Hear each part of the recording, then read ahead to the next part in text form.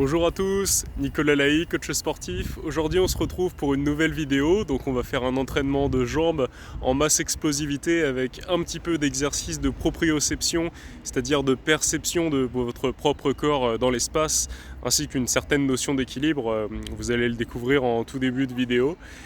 Donc masse explosivité pour les jambes avec un tout petit peu de lourd en début de séance. Allez, je vous laisse découvrir ça, venez avec moi.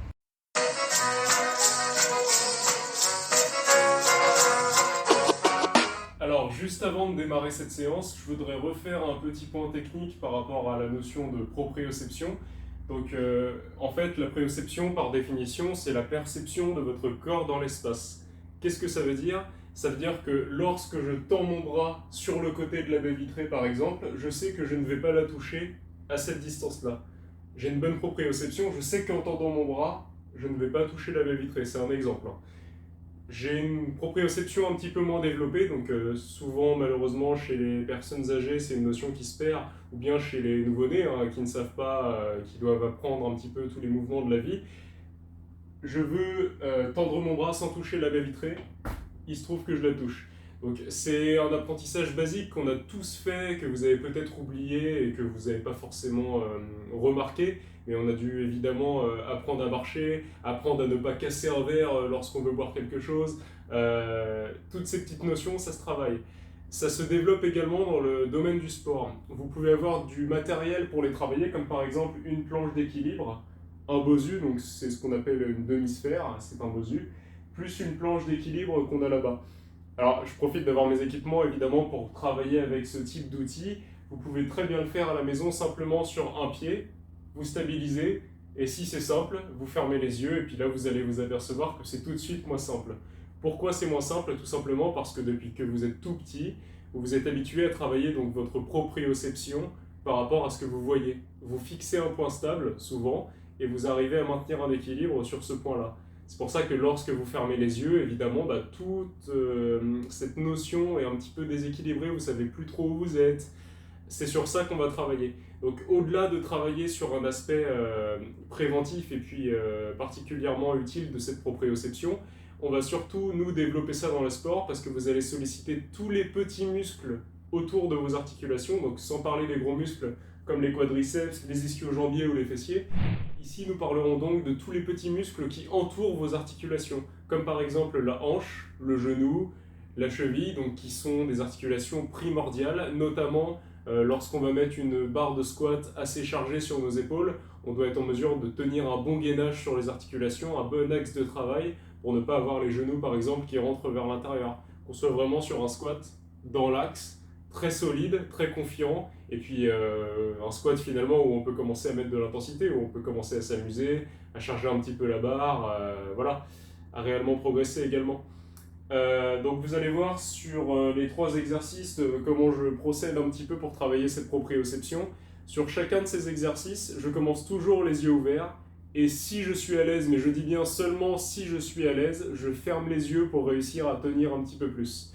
Ce qui n'est pas forcément évident, voilà. Donc le renforcement de ces muscles stabilisateurs, pour y revenir, il contribue pas seulement à tenir les articulations correctement gainées et dans l'axe sur les mouvements dans lesquels vous pouvez être à risque, comme les flexions avec la barre, donc les squats qu'on va faire juste après. Ça contribue également en fait à un rôle préventif finalement. Plus vous avez sollicité ces muscles-là, par exemple autour de la hanche, et moins les gros muscles comme les adducteurs, les quadriceps, les ischios, vont exercer de pression sur celle-ci. Par exemple, une personne qui a des douleurs au genou, à la cheville ou à la hanche, c'est des très bons exercices à faire parce qu'en renforçant et en équilibrant un petit peu, vous voyez toujours cette notion d'équilibre musculaire qui revient un petit peu dans les vidéos, en équilibrant un petit peu cette répartition musculaire entre les tout petits muscles stabilisateurs et les gros muscles qui eux produisent de la puissance, vous allez réduire un petit peu le stress exercé sur vos articulations et là vous allez pouvoir travailler en toute sécurité. Puis voilà, on parle, mais puis il va falloir s'y mettre. Allez, on va découvrir ça tout de suite.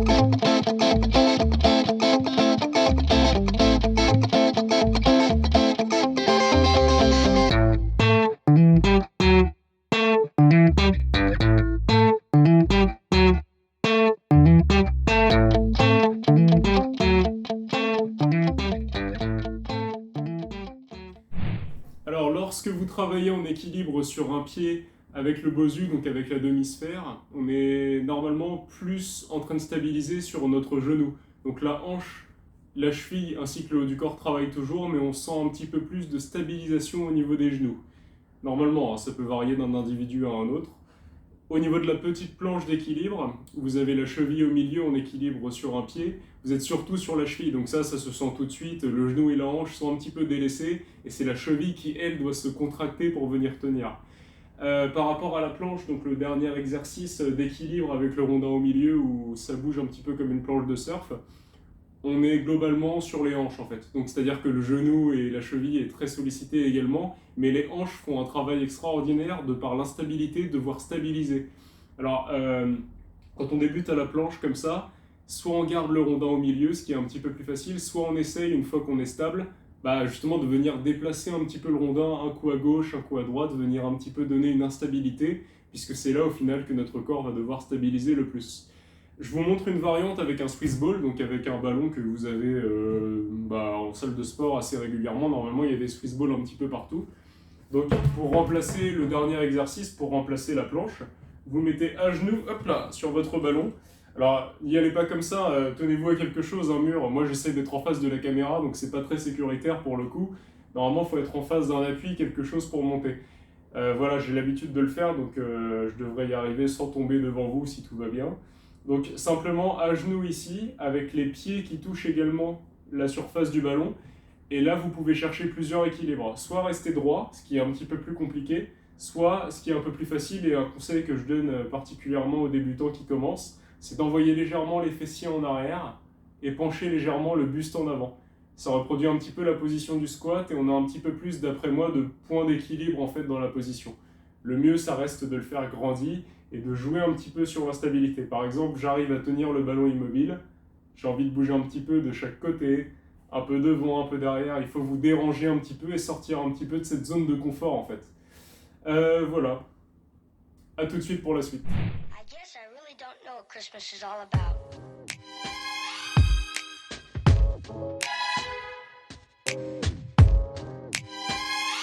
Isn't there anyone who knows what Christmas is all about?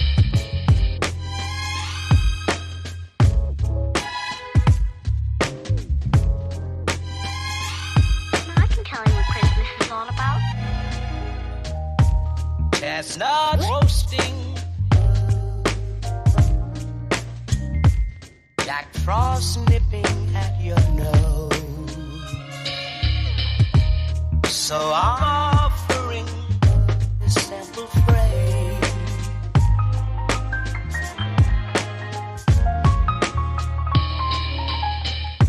Although it's been said many times, many ways, Merry Christmas to you.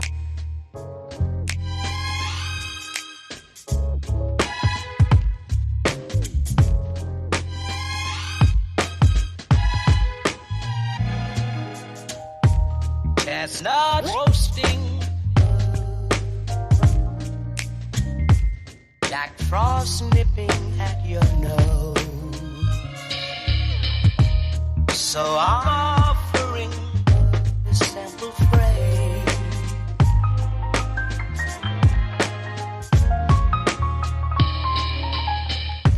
Although it's been said many times, many ways, Merry Christmas to you.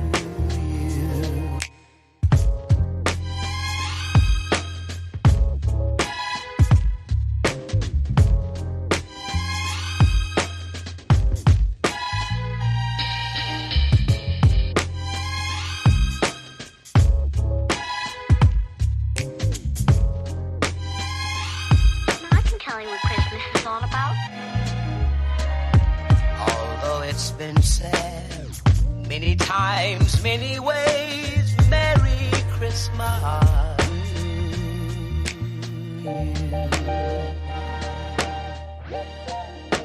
That's what Christmas is all about.